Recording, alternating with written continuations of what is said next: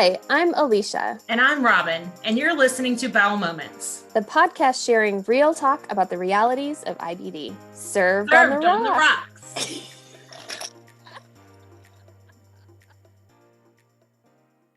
This week, we talk about the military's medical system, living with a chronic illness, passion for your work, and small batch whiskey with Lieutenant Colonel Dr. Anish Patel. Dr. Patel is the head of the IBD Center at Brooke Army Medical Center in San Antonio, Texas. Cheers. Today, we are so excited to talk to Dr. Anish Patel.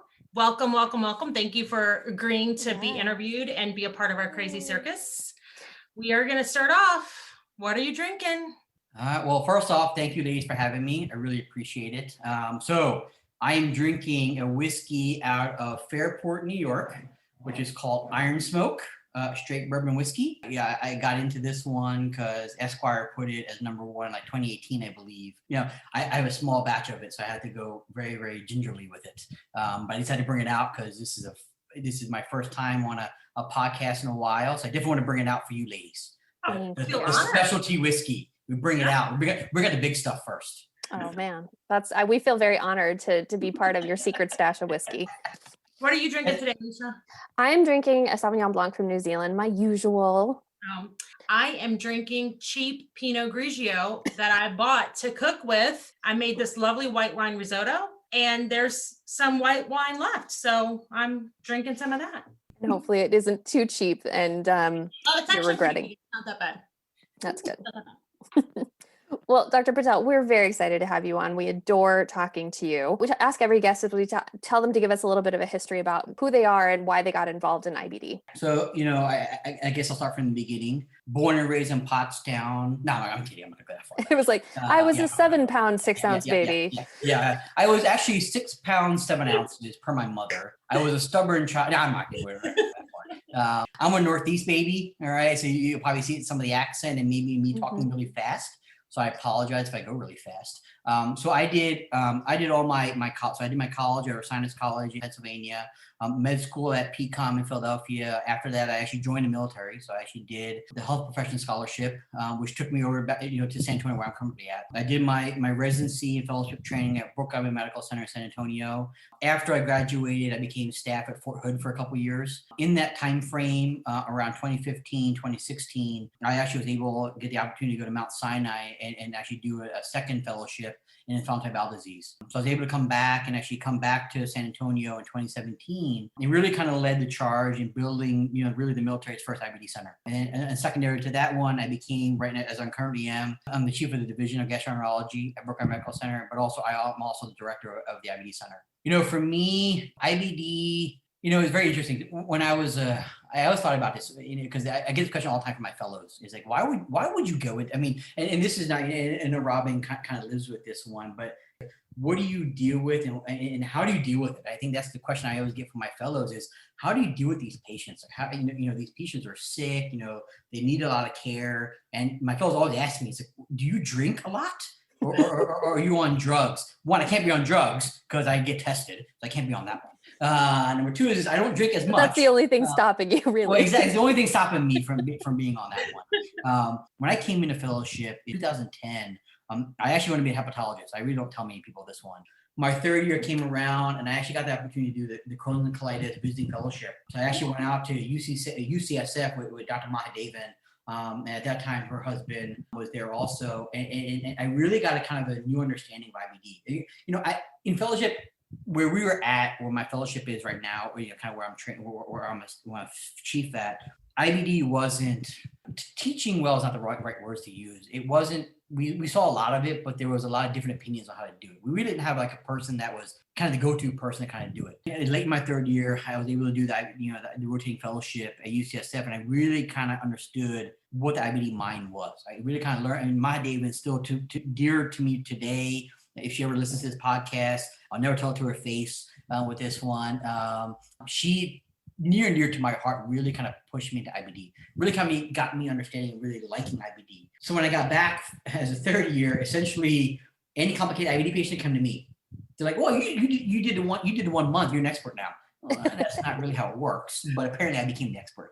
So still kind of pseudo tracking, got more of a love and appreciation for IBD. still tracking in hepatology. But then when I went to Fort Hood for the first year, when I was 2013, I went to Fort Hood as staff. Again, I'm a baby. Staff came out of fellowship, have no idea what to do. I have like articles up on my left as I'm talking to a patient because I have no idea what I'm doing. IBD really became more passion for me only because I started seeing a lot more. Like I went from, I can count on one hand how many I had during 3 years of fellowship, IBD patients I followed, to having 20 in my first 2 weeks of being staff in Fort Hood. So a lot of it for me it was really on the job learning and training. Right. But I really got new appreciation for IBD because it was up there at Fort Hood. Again, same thing. There was not a IBD person to really kind of take a strong hold for these people, and especially in the military, and we'll talk about this later on, it really implicating the military with this disease. So I really I started getting more of a passion, from a veteran standpoint, kind of seeing these IBD patients, active duty especially, that they're getting kicked out of the military early, their management's really kind of haphazard, they're not getting optimal treatments up front. So I started seeing it. I started going to IBD meetings and really became a good passion kind of stuff. Part of it too is for me, and I didn't really tell many people this one, my own personal life. I got diagnosed with a muscle disorder. It's an offshoot of Duchenne muscular dystrophy, but it's more on the adult side. It doesn't have the implications like that one, but it's more of almost like a peripheral disease. So it's more of the hands and legs, kind of get a muscle wasting weakness. I put myself there and it said, like, I have a disease where I don't have a cure. Like, I don't have treatment. I don't have a cure. But then I see IBD patients come to my office and I put myself in their shoes, and it became more, and for me, I use that for people, and Robin, you might be able to do this more than anybody. It's like when you're early diagnosed, you get the diagnosis and you're like, you get blindsided. You don't hear anything else. It's like blah, blah, blah, blah, blah, Crohn's, blah, blah, blah, blah, blah, UC, blah, blah, blah, blah. That's all you hear. So then you start doing Dr. Google research and you start learning how, you see the bad rather than the good. Yeah, exactly. Don't Google. There was no Google when I was diagnosed. Yeah, exactly. So for me, I know what it's like to have a disease where it's the bad diagnosis. And then you have the prognosis where it's like, you don't have an answer. You don't know why you got it. Why is it you? What can I do? I have no treatment. So I got diagnosed in 2012. So really, when I started becoming more passionate in IBD, when I did my Sinai fellowship, it became more of a passion for me because I know what it feels like to have a disease that doesn't have hope. Right. It's not the right word to use, but I've been there and currently I'm there now because there is not a hope for me. However, it doesn't stop me from doing what I do. But when I see IBD patients, I put myself in them and saying, hey, look, you have stuff coming off. So secondarily became a passion for me. So that's why when I tell my fellows my story, it is one of the things like, yeah, it's not one of the stories like, well, I liked it because it become lucrative in the future. It had nothing to do with that. I mean, I'm in the military for Christ's sakes. I mean, okay. So I mean, if I wanted money, I'd go outside with that one. But it really became, and maybe other doctors you talk to might have different, obviously. Either some of them may have a diagnosis, some of them just kind of fell into it because that's one of the fellowship that they were. I mean, I didn't fall into it, and I wanted to do it, and I got into it because it became more of a passion for me because it came from the heart. And I think it's very hard to explain that. And I think people who live with chronic diseases understand it more than people who don't have that and don't understand. And now, when I did my IBD fellowship, and now I've been very humbled and very, very gracious about support I've gotten. I mean, I got farmer support for studies. I mean, I get, Alicia has been a phenomenal kind of like cheerleader in the background with the Crohn's Foundation. So, I'm part of subcommittees now. I do more stuff. I do a lot of consortium research work now. So I think it's really, the passion has now come into fruition of what I do, and it won't stop. My dad's an internal medicine retired. But he done it for 35 years in internal medicine. So the first comment he ever made in my life was that when you do good things will come to you. Yes. So I've learned it now, and that's been my passion. So it will never stop. My fellows, I mean, I'll get tears in my eyes talking about it. My fellows will get the same thing. I think it's something that I do because it comes from the heart. It doesn't come from pharma sponsoring me for stuff or I can get podium stuff. I had nothing to do with that crap. I could kill myself. I'm not gonna lie. I mean, if I didn't get any of that stuff, I still do what I do. And the secondary I do in the military. So it's very different. So what I do impacts lives more than it might in some civilian places. Right. Because these people who do it, they came up, they volunteer for a service, and they get, unfortunately, they get a diagnosis. But my job is to protect them and make them serve their country. That's what they do, and that's what I do. I mean, for me, this is serving the country, but I also do IBD because I can help serve better, and this is why I kind of led to IBD and really did the fellowship. Well, I mean, Long about answers to get to your answer. You answered a lot of questions already ahead of us, actually. So that's really helpful. No, I mean, that's one of the reasons why I've always enjoyed my relationship with you, is that you don't do it for the glory. You do it because you genuinely, passionately care about our community. And that's the reason that I've been able to be your cheerleader, because I know that it's genuine from you, and it's not just, you're not doing it because you want your name out there or that you want to become some famous quote unquote IBD doctor. You're doing it because you just genuinely care. And so I think that's a really beautiful quality to have in a doctor, and the folks are lucky to have you. Very lucky to have you. As a patient who has seen several doctors over the past 20 years, very lucky to have you. Yeah, because I mean, I'm sure you hear this too, especially when you're talking about the conversation with your fellows. I mean, if you're not a specialist or have a special interest in IBD, I've heard this time and time again, IBD patients are, pun intended, a pain in the butt. Yeah. Like we're needy, things change. There is no cure. They can't make us better. So who wants to take care? What doctor wants to take care of a patient that they will not get better? Like there is no cure. So hearing you talk about how passionate you are about it, it warms my little heart. I was going to say, are you going to join the military, Robin, real fast? I think I'm too old to join the military. And also, girl, I think they'll take you. It's the military. No, I think they do have an actual age limit. They do. They do. Yeah. I'm past. But also, cheers to getting old, Robin. You also have Crohn's disease, so pre-existing, you can't come in anyway. That's right. That takes a lump out of that one too. Okay, but that actually leads me to the next question. That's what? Oh my God, it's like we planned it. So it is a little bit confusing about IBD in the military. Yep. Because if you are already diagnosed with ulcerative colitis or Crohn's, you cannot join, right? Yep. Okay, but what happens if you're diagnosed within the military? Yeah, I'll kind of run it in multiple ways. So one, I'll talk to you from a standpoint. So kind of listeners out there, there's a big difference. Okay, so there's military treatment facilities, and then there's the VA. Okay, I have no association with the VA. Okay, because that's for veterans. That's the Veterans Administration. That's for veterans, but again, veteran gets seen in military, so you can't use the word veteran in that one. I'll go into that. All right, yeah, you saw my confusion on my face. The listeners cannot, but I gave you my confused face. Yeah, for podcast folks out there, she gave me the weird kind of dumb look with it.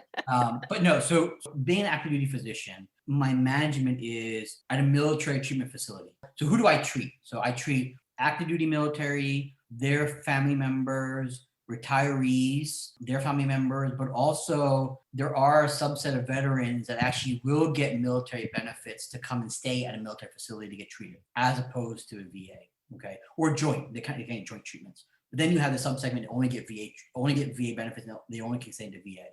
So I only do that segment. So a lot of people get confused because they lump me into the VA. So I don't do VA care. Like I don't have access to the VA. I don't manage VA patients. I do help them out in the San Antonio VA if they have patients that are complicated. I will see them. We have an agreement where we can actually see them for us if we need to. But so kind of going back to the question, pre-diagnosis. So if you decide to join the military, say for example, you got diagnosed with ulcerative colitis today, and you're like, hey, I want to join the Army next week. Not going to happen. Okay, so pre-existing diagnosis of the disease bars you from enlistment into the military all across the board. Okay. Even if you have perfectly controlled disease. Even if you have perfectly controlled disease. And there is, so there are, people can Google this. There are Army regulations, Air Force regulations, Navy regulations, and Navy Coast Guard regulations. There are all regulations out there in Marines. They have their own segment. They're all essentially run the same. A couple of nuances, but the majority are the same. I'll talk from more of the Army's perspective and some of the Air Force ones that if you got diagnosed with ulcerative colitis, irrespective of how you're doing, doesn't matter. You can be on mesalamine, completely in histological control to some of the TNF inhibitor. It doesn't matter. You cannot join the military, period. That's coming out the door. Now, if you join, say you join and you've been in, it doesn't matter how long you've been in. So, okay, say you've been in the military now 4 or 5 years and you get diagnosed with ulcerative colitis, all right? It's no pun intended. It's a crap show. Kind of what happens from a military standpoint. I mean, obviously, you get diagnosed, you get treated. Okay, so treatment's really kind of determine how how you go. So, for example, so I use ulcerative colitis. It's a little bit easier to kind of do. So, say you're on ulcerative colitis. You have ulcerative colitis. It's very mild. You're on mesalamines and you're very well controlled. You don't have any. You don't have what we call duty limitation. You don't have problems deploying. You don't have problems doing your job. You can deploy with a mesalamine drug downrange, wherever you're at, it doesn't make a difference. Now, if you go to your biologic drugs, for example, or your JAK inhibitors or whatever drug comes out, this is next level therapy. So these drugs, especially your infusional therapies or biologic therapies, you cannot deploy. So you can't have that. I mean, if you're in Afghanistan, the last thing you want to do is get a TNF inhibitor or something like that out there, because Right. I mean, it's not going to happen.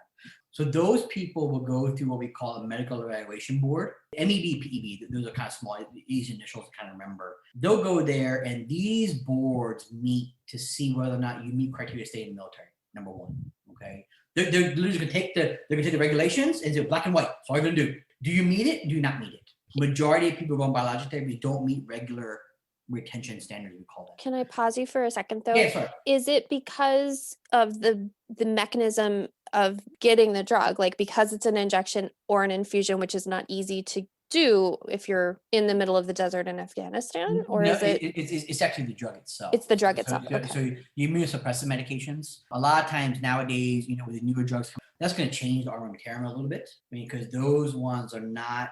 I mean, there are somewhat immunosuppressive, but for regulations wise, you can have a little wiggle room with that one. But it's more of the drug itself. So when you immunosuppressive drugs, you can't get deployed on any immunosuppressive drug, whether it be the thiopurines, methotrexate, any of those drugs, you can't get deployed because when you get deployed downrange, you're at risk for infections downrange.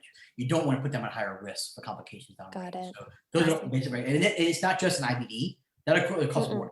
But when the boards meet, the initial part's going to be black and white, whether or not you meet, not meet. The second part of the evaluation board is, can you do your job?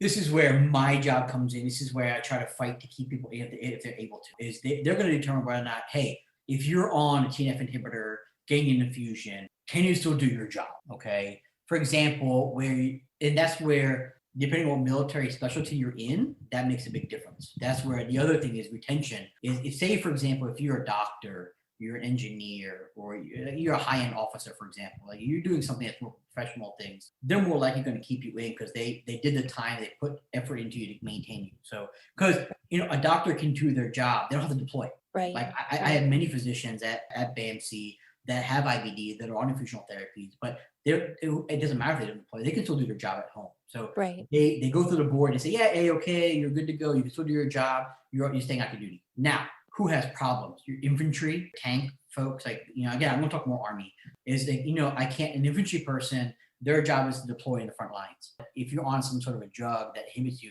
you can't go to the front line. So those people, unfortunately, kind of have a higher prediction of getting out of the military. The physical evaluation board, what your job is, that's where a lot of leeway comes in. And that's where folks like me and my fellows in IBD Center, we kind of help guide a lot of these regulations and kind of help guide it.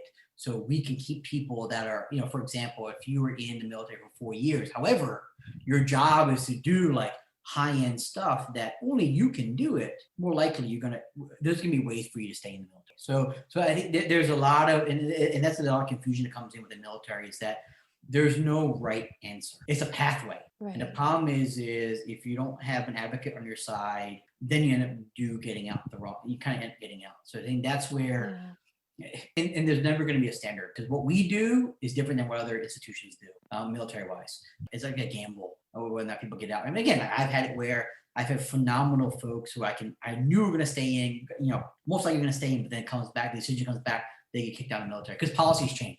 I tell you, 5 years ago, it was not hard for me to keep people. Like I literally fought them, whether the job was, I can keep them. 5 years later, we're looking at now, it's getting a little bit tougher based on, because the military is kind of winding down based on some of the new policies. They're kind of winding down the military. They want we call it healthier, ready force. So they want people who's deployable, who want people to go to the front lines, whoever, if say something happens, they can go. So policies change. So what I tell you now, I don't know, come maybe 6 months from now, it might change. But the goal really is a progress and pathway. So my goal really is, I mean, again, we did our own internal kind of review.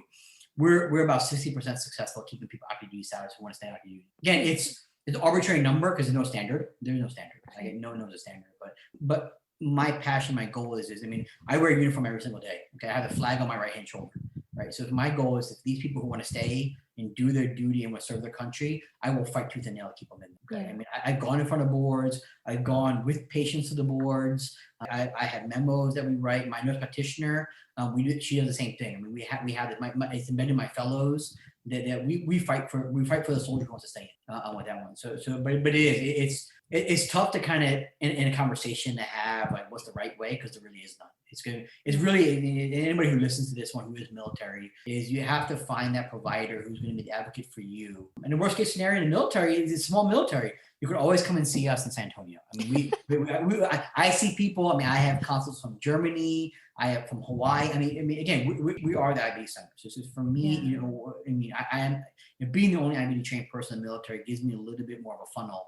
Is that I have more access to stuff. I have a little bit legitimacy is a wrong word.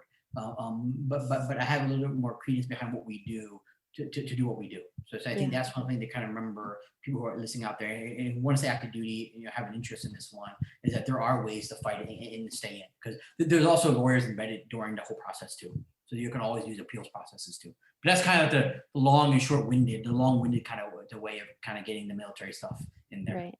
So the caveat is that we recorded this on July 7th of 2021. So if beyond this, there's no guarantee that what you just said is all correct. Exactly. Who knows? Pre-July 7th, I know the policies. If you listen to this podcast in August or November, things might change. You might be screwed. So I can't help you in that one, unfortunately. But I can help you with the modifications that happen with policies. I can help you at least with that one. It can still come see you, and you will know the changes. Yes, exactly. Now, a question for you though, because a lot of people, when they're diagnosed with something like inflammatory bowel disease, which is a chronic illness, it is protected by the Americans with Disabilities Act, which allows you to then ask for accommodations and work and school and all this sort of stuff. The military does not fall under the purview of the ADA, correct? So if you're active duty military, you get diagnosed, you're maybe not able to be deployed anymore. It really isn't a system for you to then say, hey, can I do this other job? Can I ask for a desk job? Can I ask for a different job? So true and untrue. So yes, we do not fall under the ADA. However, part of the whole evaluation process too is there are a subset of folks really kind of, we call the enlisted side. So more of the enlisted side that you can actually ask for a job change. You actually can. So there actually is where if your unit supports it and you have supporting documentation that there are ways they can do, we call it MOS, so it's their job duty. They can get it modified. It's an internal process. There is no set standard how to do it. Every unit has it differently, but there are ways they could potentially change their job description to help, kind of keep them on active duty status to support their non-deployability. There are ways to do it. Now, if you get diagnosed, you can get accommodations. So the military does offer this. They're profiles. So you can put in like a profile. So for example, if you see a patient that, for example, they can't run because in the middle of running, they end up having to go in the bathroom. You can put in a profile where they can walk instead. So there are ADA or equivalent limitations you can do in the military, but you can get jobs changed. From an officer standpoint, say you're a doctor and you want to change your job, it ain't gonna happen. They paid all that money to train you to be a doctor. Keep me in that. I would love to be like fighter pilot. I would love to do it. Ain't gonna happen with that one. But someone from an enlisted standpoint, if there's something that they have the opportunity, they can get a change. They have to talk with their unit. They have to talk internally and figure out the process. Because every military is different, but there is an internal process that they can actually entertain to do that once they stay to change them. Okay. I mean, I definitely can understand why some parts of the military, it might be slightly more difficult to sort of change jobs. Like if you work on a submarine, that I would imagine the bathroom facilities are subpar, frankly. I wish my husband was home right now because I would get him in here and he could explain to us the whole living situation on a submarine. But he's not here. I've been on one. Ain't fun. No, it's not fun. So I can imagine having inflammatory bowel disease on a submarine would be like extra not fun. Yes. Again, it depends on what you do for the submarine. Mm-hmm. So say you're like an intel person, like for example, you're doing intelligence reports or something like that, you might be able to be converted. So they can use you on land. Right. Because we have intelligence on land. So their job can be converted from sub to land. It really is really dependent on the units and then what other jobs are open. It is really, it's no different than like an HR specialist for like a big Fortune 500 company. Right. So it's kind of the same concept we kind of use in the military with that one. But there are ways to do it. And correct me if I'm wrong, but it does kind of sound like the more they've invested in you, the more potential it is that they're going to try to keep you as well. Like if you just signed up and you were in the middle of basic training and you got diagnosed, it would probably be like, thanks for your help, but I'll see you later, you know? Yeah. And that's a reality situation. I mean, again, the military is no different than a business. Okay. Yeah. Return on investment. All right. So like, for example, like for me, I'll give you my best example. Okay. So for me, they pay for my med school. Okay. So everybody knows here, med school debts it's not like $5. I mean, you're looking at $400,000 to $600,000 in debt just coming out of med school. Yep. The Army paid for me. Okay. Yeah. So they if don't I want got to lose diagnosed you. with IBD right out of residency or right out of med school, they're not going to be like, it's okay. Now, thank you for doing med school on our dime. You got diagnosed with Crohn's disease. Yeah, we apologize. But you know what? How about you just go out? We're done with you. Ain't gonna happen. Ain't gonna happen. Okay. No. It never happened. Now again, if you're a basic trainee who's 18 years old, just signed up, got diagnosed on basic trainee status, really early in your career, you're likely not going to stay because your return on investment is going to be really small. I mean, cutting you loose is actually cheaper than maintaining you in the long run because medications, that kind of stuff. With that one. So it's actually cheaper. So it is. You're right. So it really depends on what your job is and how long you've been in for, and really, the other second thing you have to remember too is who's fighting for you. Is if you have bosses that are higher ranking than you, and you're that early diagnosed person, you've been in the military 3 or 4 years, more than likely probably going to be retired in the military. However, say you're a hacker, and Intel is like, dude, this guy can hack into anything. And he's like, he got Crohn's. Who cares? Yeah, we're gonna keep him. Right. But like, we'll put his desk on wheels. He can take it in that bathroom. That's fine. Again, that comes from your superiors. So your superiors also have to advocate. I mean, I have a lot of those people too. Like I have a lot of early enlisted people that I have superiors emailing me. I have generals calling me saying, hey, listen, this kid is phenomenal. I don't want to lose him. How do we keep him or her? I'll help you, sir, ma'am. Do this stuff. So there are ways to it. Again, if you have, top cover. If you have people from the top bellowing down saying you're going to stay, there are ways to help that too. Again, it's the military is its own business, but that's the same with any business too. Same business. That makes sense. Okay, so in addition to doing patient care, which you do so well, you also do a fair amount of research, and you have some special interest in research. So tell us a little bit about kind of what are your special interests in research, and why did you go towards those special interests? So initially, most of my research is so we do clinical trials. So we actually do that one as part of the military to help that part. But secondarily, we do a lot of investigator-initiated, a lot of clinical research. Okay, so one rung of clinical research is myself and a lot of colleagues I met through the years. I mean, some of the younger generation kind of IBD specialists.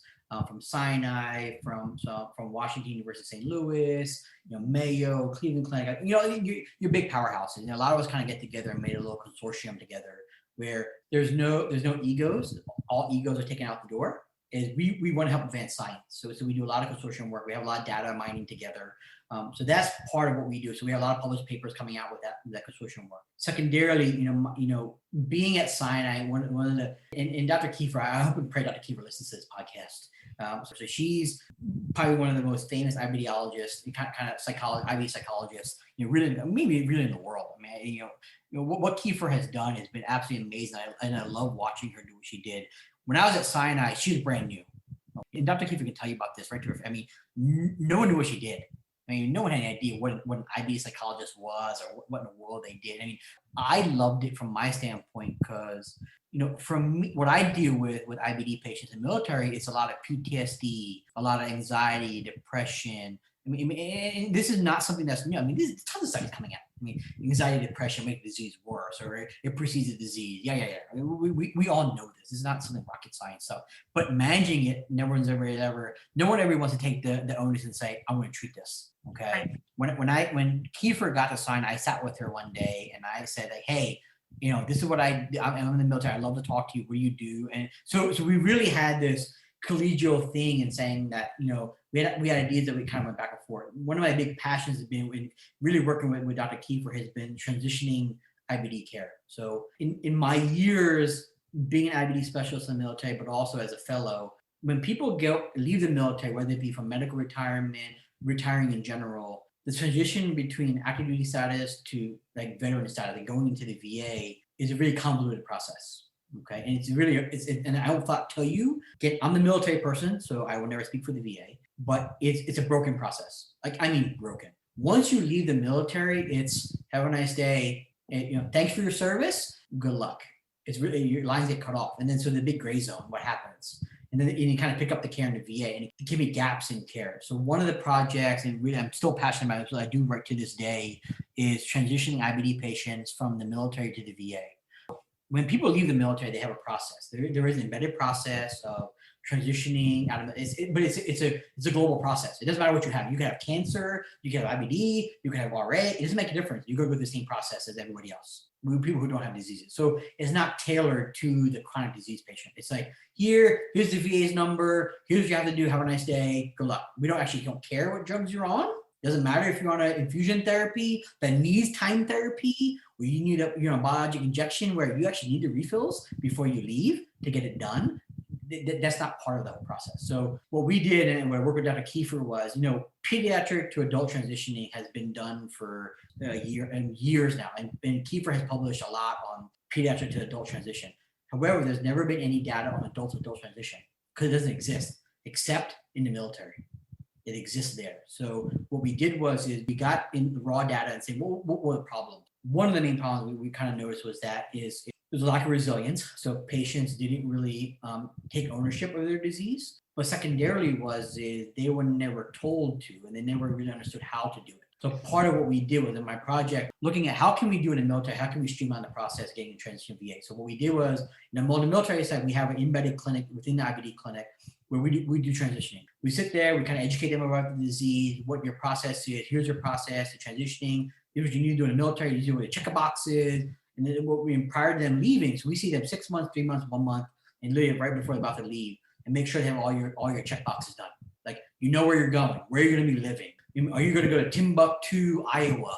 Who's your GI doctor? Are you going to have a VA near you? So we flush all this out, and we give them processes to get them to the point. So we had two arms. We had people we didn't do that to, and people we did it to. So we noticed that once they got out of the military, the folks that had lags in care, they were still resilient. They were able to pound the VA. Hey, I need to get in. I need this kind of stuff.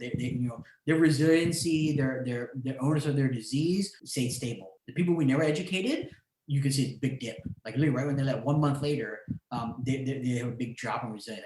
They got really frustrated, they got angry, anxiety, depression rates went up. Because they didn't really know how to manage their disease or understand the process.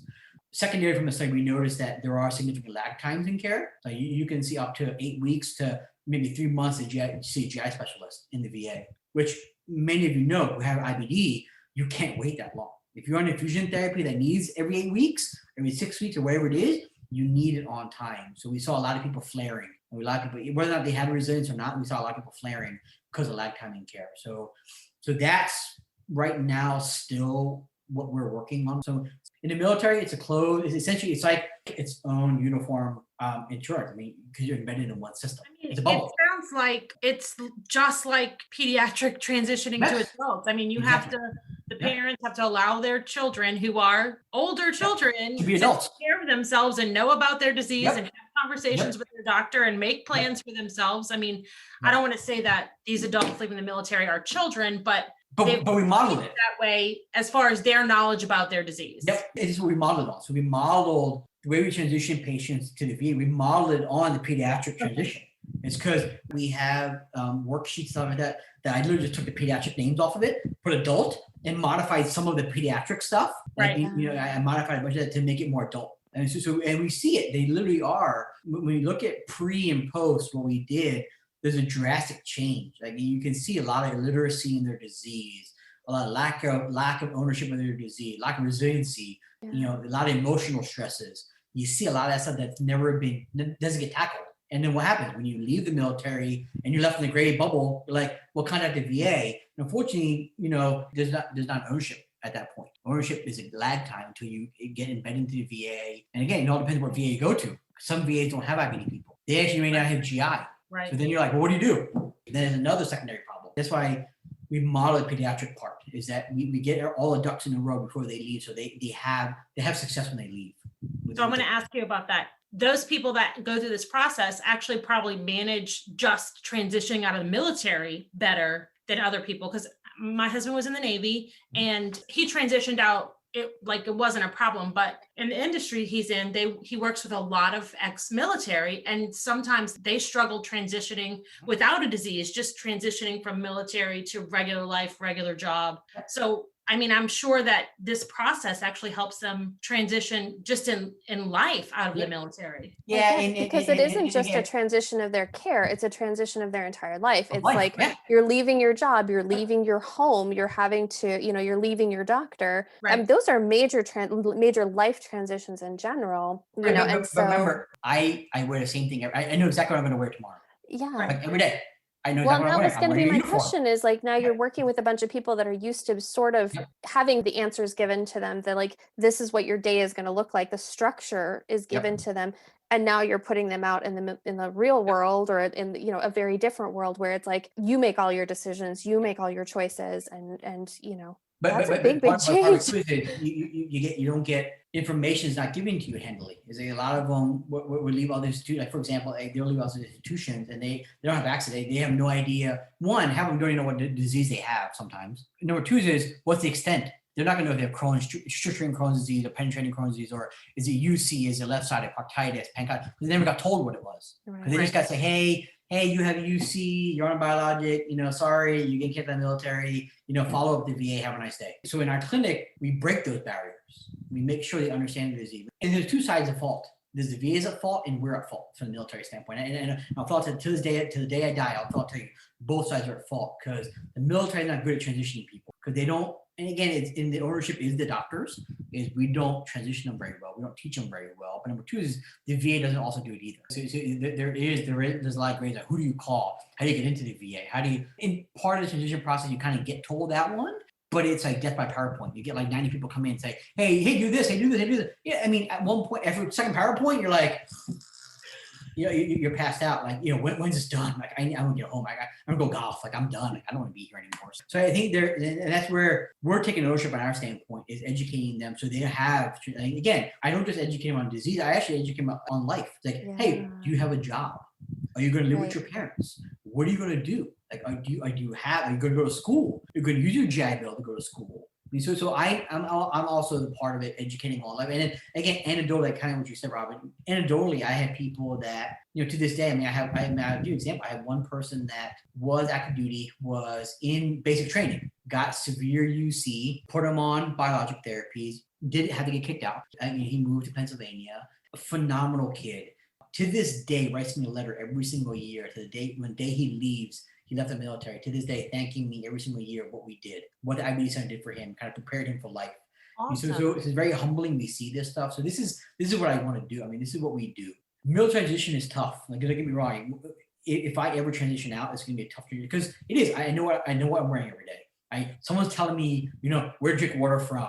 People are yelling at me from the top, like, you need to be here today at this time. Okay, sounds good. When you're civilian sector, it's on you. So it is life transition. We do life transitioning too. I think that's where my passion has always been. And Kiefer is really kind of driven in. This is why today I always call her my mentor, my best friend. Because what she has given me, the tools she's given me to help people out.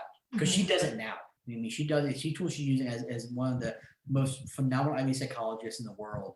She gave me those tools to do it for these people. And I see it come out now. I see the grandiose benefits of it. So this is why I do studies on it. So again, part of the transition study, kind of going back to your question, Alicia, research, we're trying to work with the VA to find the problem is just like the military, the VA has same bureaucracy. There's always bureaucracy. So it's breaking through the bureaucracy battles. That's the problem we're having. So that's going to be hopefully fixed at some point. That's kind of my passion. Research is going to be, it's psychosocial care. I think the mind works with the body. I think Robin, you probably hear more than anybody. It's like when you go into an office and you see a doctor and you're like, look, I have a lot of anxiety, I'm doing a lot of stuff. The doctor's gonna be like, whoa, okay. How's your IBD? Good. Sounds like a plan. Go to Crohn's and Colitis Foundation's website, look at the mental health part, find somebody, and good luck. Have a nice day. But So we've talked about that to with not me- just mental health, it's so many other things too. Like you and I talked about this with like sexuality Yep, or yep, other yep, aspects of your life with this disease. And you are a provider that understands like that holistic approach to Yep. care, that like this IBD doesn't just affect your intestines, your gut, your GI system. It affects your mental health. It affects your ability to interact with people. It affects your ability to work. It affects your relationships. And that's, like you said, that doesn't always happen, Right. that people recognize that. And so I think Yeah. that's more providers need to get it into their head that like this is a big system that you're in. And it's tough because you're a Pandora's box. Okay. For me, my wife's a urogynecologist. So, the sex talk and all that stuff, and she does it all the time. That's what she does as an OB/GYN physician, as a urogynecologist. But she made me feel comfortable with it. I felt as a guy, asking a female, what's your sexual preference? What is it like? It's. You as ladies, you don't know. Is it really weird when a guy asks you, like, are you having sex? What positions are better for you? What feels better for you? What's easy, right? Do you even have it? And you feel better? It's not a conversation you want to have. Like my fellows will turn red. Like when they'll turn red when I have the conversation. My patients love it. They're like, yeah, this is how it works, because no one's ever asked them that. So I think I was just about to say that. I would love it if the doctor asked me that, because I'm old now, so I don't care. But I was diagnosed when I was 25. I would have never asked. I was 25 when I was diagnosed. I would have never asked about something like that. And if the doctor would have asked me, I could have told them like, oh, it's painful and this is not. And it's probably because of all the major surgery I had, having my colon removed and all this stuff. But I would have never, ever asked any questions like that. So and the flip side is that your gynecologist or your OB/GYN doesn't know to ask the questions related to your IBD. And so you've got like two, you're in two silos, and there needs to be a bridge between. Yeah. And that's why I think the big gap when we come to outside of the disease itself, it's the ancillary parts of it, like the psychosocial. People publish papers on all time. You can go to any journal right now on IBD, and you can get 50 articles that they published in the last year about anxiety and depression, making IBD, symptoms worse. We know, but this is not rocket science. We keep publishing the crap. However, what are we doing about it? Right. Nothing. So, and this is where it's the awareness. And I think this is where I teach my fellows this. We have 17 fellows. Every time they come to IBD clinic with me, they learn this. And we were starting to do PHQ 2 and 9 testing in our clinic. And I have a work relationship with behavioral health. So if someone needs what something, kind of testing? The PHQ 2 and 9, the depression anxiety questionnaires. Okay. Yeah. So we embedded it part of our process. So we actually are not asking every patient the questionnaire. So if there's any abnormalities to it, we are sending them to behavioral health. And so we're very open. We're very honest with it. It gets to the point where I can talk to them for 5 minutes about the disease, because it's very easy, because I can do it. The rest is, the rest of 10, 15 minutes to talk about their life. Right. But I think it's where if providers take more of a passion in that one, but again, you also have to look at where medicine's turning to now. Right. When my dad practiced, like my dad's 70 years old now, and my dad's been practicing medicine for 35 years. He can tell you when he was practicing, when he was in his 30s and 40s, it was doctor sat back, had a cigarette in his mouth, was talking to you for like 45 minutes. It was your life. Right. Now it's like you have 10 minutes. You're like, all right, you got 2 things on your list. That's all you got. I'm triple booked, and I'm talking really fast. Right. And you have 40 pages you have to see between you and a nurse practitioner. Medicine became a business.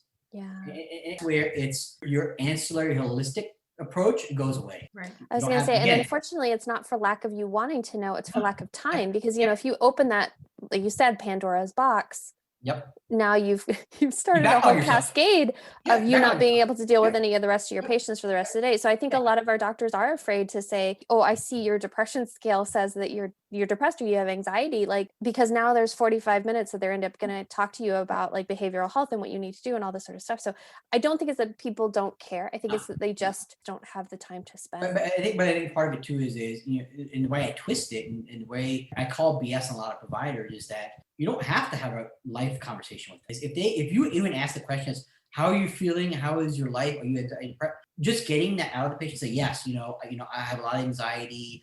Even a 5-second conversation, say, hey, okay, look, I know you're having problems. How about I refer you? Even a referral doesn't happen. That's where, like, I'm not asking people to sit there for 45 minutes with a patient and get like on story. I'm not asking for that. Just quick little isolating it and referring it to somebody. That's where it's a huge lab. Medicine's not going to change from business. It ain't changing. It ain't happening. It ain't changing. Okay. You're not going to get 45 minutes with a patient. It ain't going to happen. Okay. But even in that 5-minute, 10-minute conversation you have with the patient, even if you isolate 1 or 2 things, you act on it and just send them to somebody. Yeah. That's better than doing nothing, which is what's happening with majority of patients. Well, the big IBD centers have nutritionists, they have psychology embedded in there because the profit sharing is not a big issue in the academic situation. In private sector, it's money is the payer.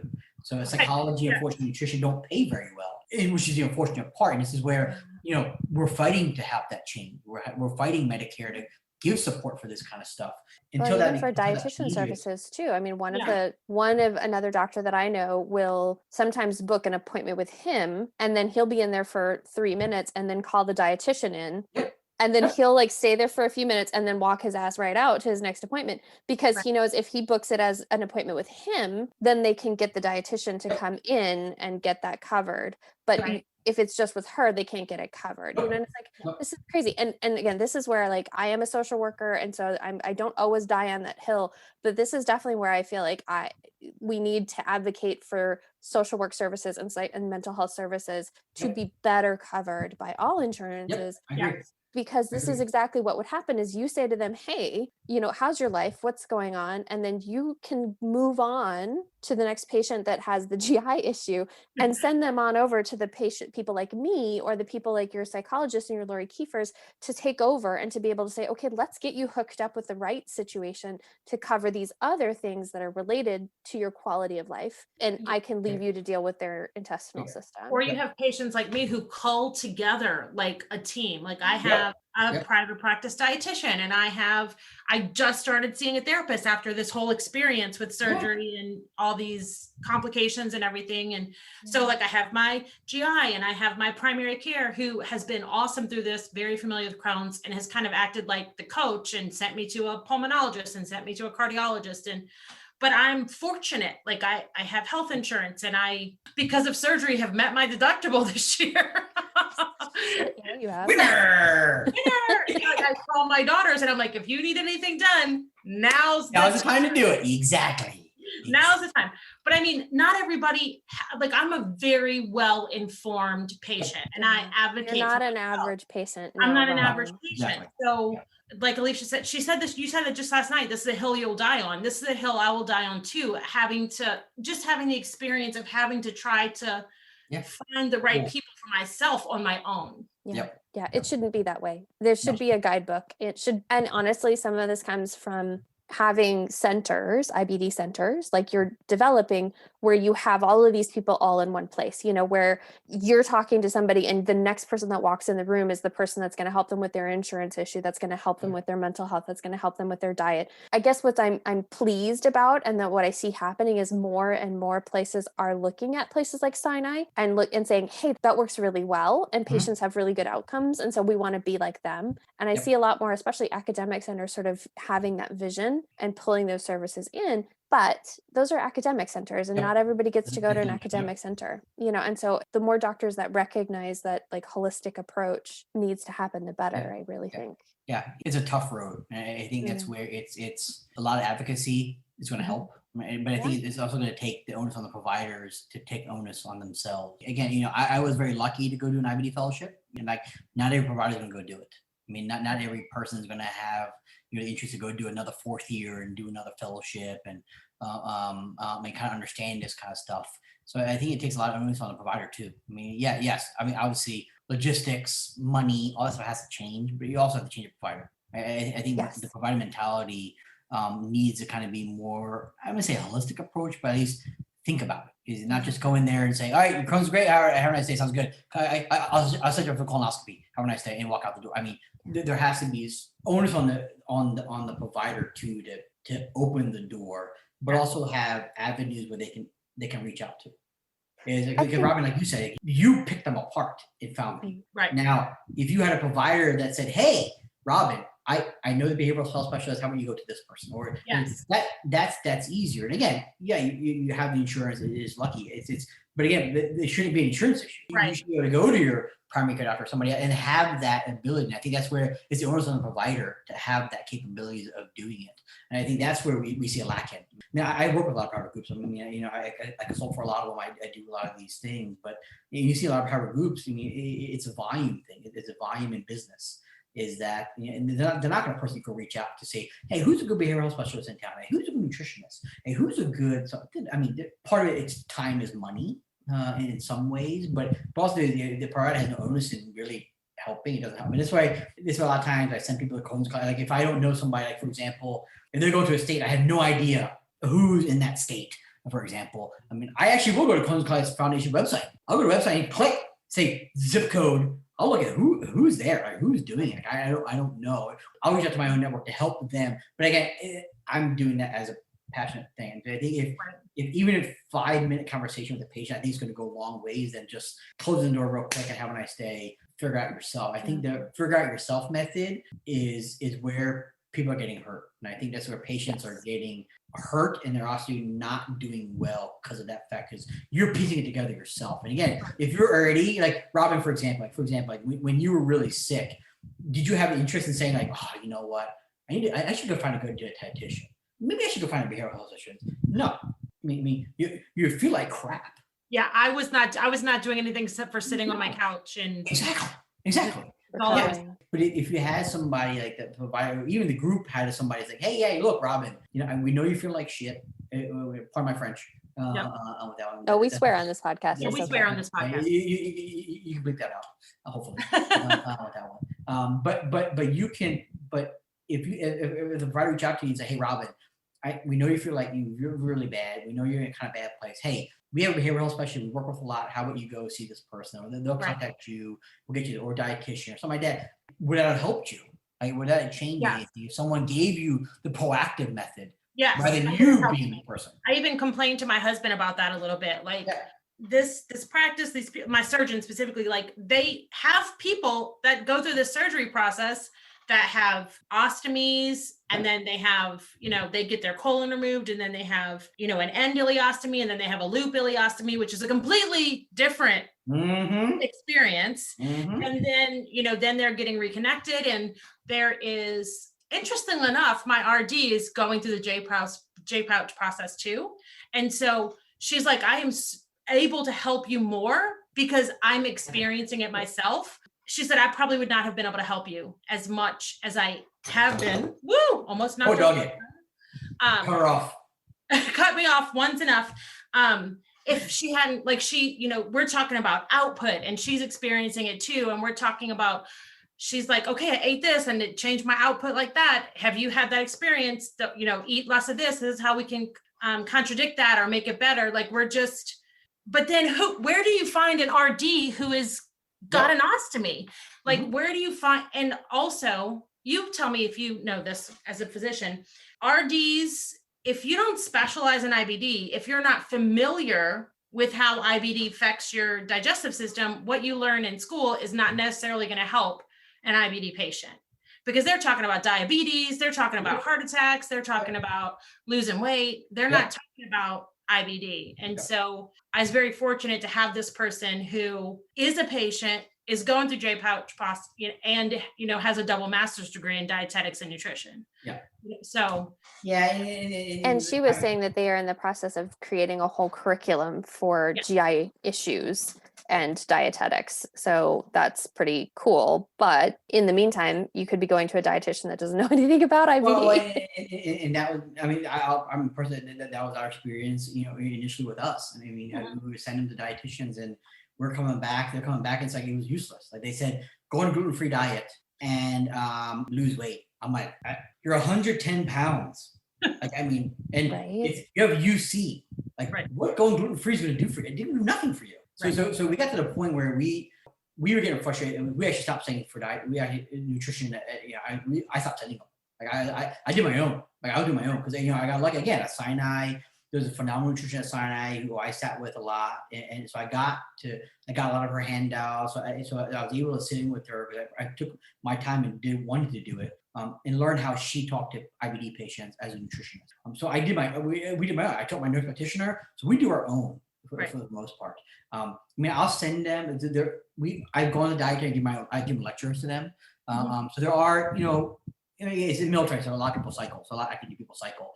So once every couple of cycles, you get one dietitian's like, oh yeah, my husband or my wife has it. I'm really passionate about it. Can you come in? So I give a lecture, and I'm like, yeah, similar patients.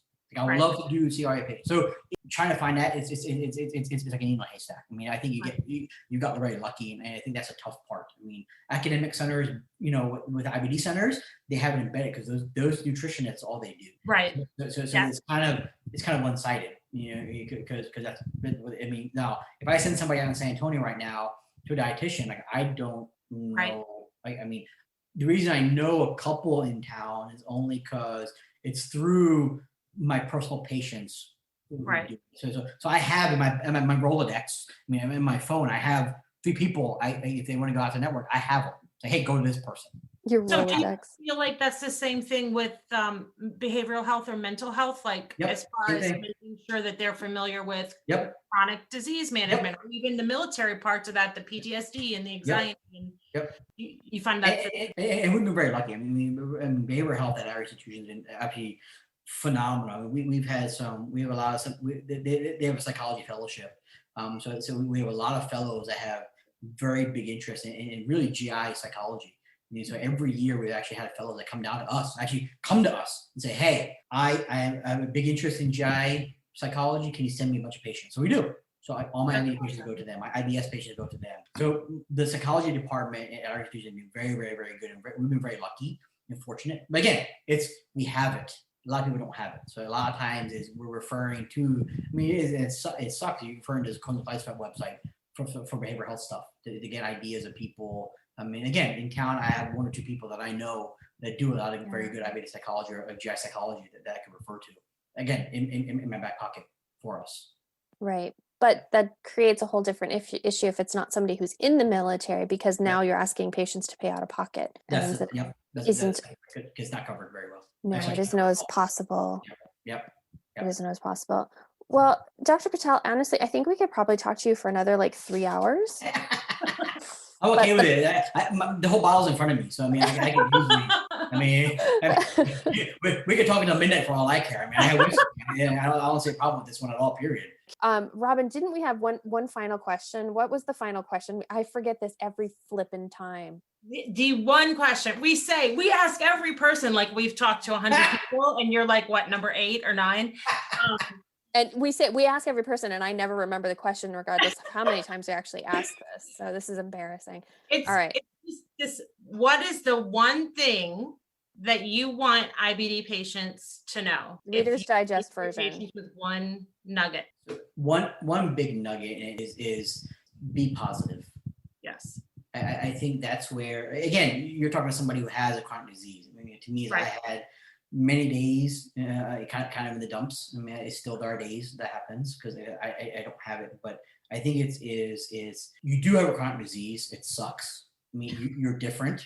You're in civilian. It really kind of in the real world, you are the disabled person. You're kind of the outsider, but you take onus of it. I mean, I think that's the one thing, when I say newly diagnosed patients, I tell them it's like, it is detrimental to hear about it, but if you take the positive onus on it, you can get through it. I think that's the biggest one I would tell anybody is be positive. Is that things will change and things will happen. But if you stay positive, the whole process is that things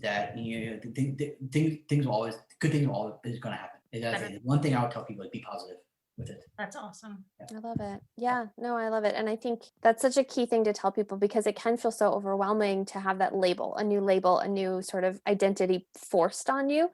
But it can be such a good thing. And our community is filled with just remarkable people who have done remarkable things with this diagnosis and lived these huge lives. And so it doesn't mean it's the end of anything. It just might be the beginning of something else. So. Something very special. That's right. It's always going to be special, not going to lie.